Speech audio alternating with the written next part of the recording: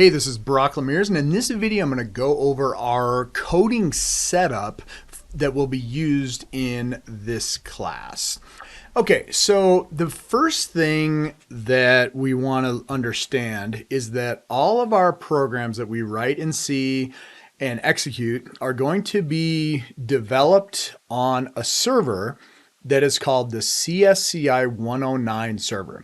The address to it is csci109.cs.montana.edu. It's not something that you type into a website, but this is how we are going to, it's a server that we're going to log into. And what's important about this is that this server is where all of your files will be created and stored.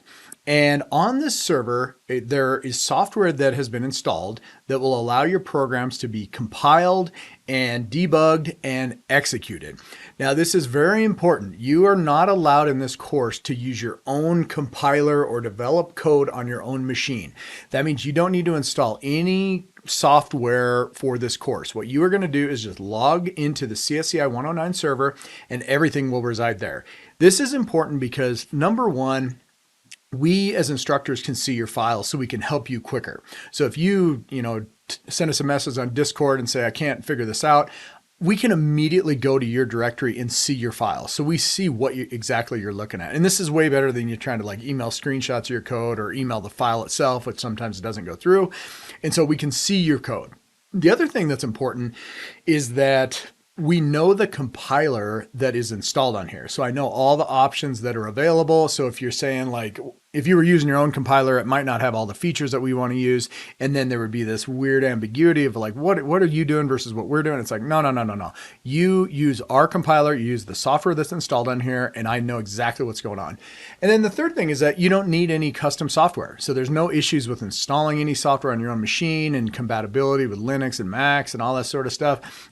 Everything is here. You just log into this and you're off and running. Now, how do we log into this? We are going to use this thing called an SSH. That stands for Secure Shell. A shell is essentially a command line interface that, that's very common to program a computer or interact with a computer in a text way, meaning that you type in commands. And what we do is on your own computer, you're going to open up an SSH, log into your CSCI 109 server. Yours is in the course's CSCI 109 server, and you will send commands to it in order to edit and compile and copy stuff back. Okay. All your files are over here on the server. So once you do this SSH, you're able to send commands to it, and then your files are still here. So once we're done, you're going to copy your files back over to your own computer, and then you'll upload them to the assignment folder in Brightspace. So what are you going to use on your computer? You are going to use, I'm assuming you're going to have Windows. We're going to use command prompt. Okay. This is a very simple text. It's basically a shell that comes up and you type in commands and all Windows have it. It's a reduced feature command line interface. In some of the videos that you'll see me do, I used to use something called PowerShell, which was the same thing. It's just a text-based terminal where you type in commands.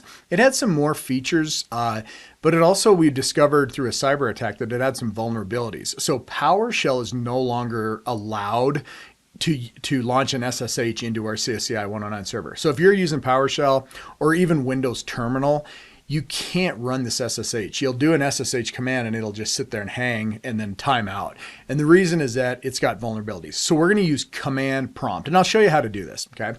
Macs have a built-in SSH and there's a third-party tool called Putty, which is really good. You can install it, but you don't need to. If you have Windows, you're just going to run CMD and this thing will pop up and we'll walk you through how to do it. Okay, so that's how we're going to actually interface with the CSCI 109 server in this class. And this is what it looks like. This is a command prompt on the left. It's just text, right? So this blue box, you'll pop this up and you basically type in commands of how to change directories, how to, look at files, how to do whatever. And one of the commands you're going to launch is SSH into the CSCI 109 server. Then when you get into it, it'll change colors and you'll be in the Linux environment. Linux is the operating system that runs on the CSCI 109 server. And Linux is basically just this. It's a command line operating system at its core. And you can issue commands within the SSH shell in Linux. Over here is what it looks like at the CSEI 109 server. Over here is what your Windows machine looks like. And they look pretty similar, but the big difference is that the Linux environment supports different commands. And so you have to learn some of the navigation commands over here, but this is where you can also create files for your C program, where you can save, where you can compile it, debug it, run it. And then when you're all done, over here, you'll issue a secure copy command and you'll bring the file back over to your workstation and then upload it to the assignment folder for your grade. Okay, that is our coding setup. And in the next video, we'll talk a little bit more about the details of how to do this. All right, see ya.